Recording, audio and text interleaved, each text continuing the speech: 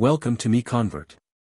In this tutorial, I will show you how to convert SLDPRT files to DAE format, completely free and online. Open your browser and search for SLDPRT today MiConvert.com. Click on the first result to go straight to the converter. You are now on the SLDPRT to DAE converter page. The interface is clean and easy to use. Let's upload a file. Click the Choose File button. A file picker will open. Select the SLDPRT file you want to convert, then click Open. Your file is loaded and ready.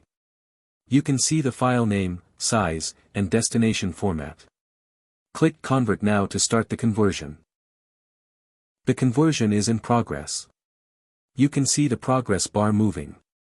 This usually takes just a few seconds. Done.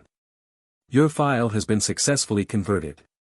Click Download to save the DAE file to your computer.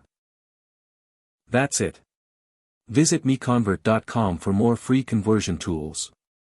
Subscribe for more tutorials. Thanks for watching.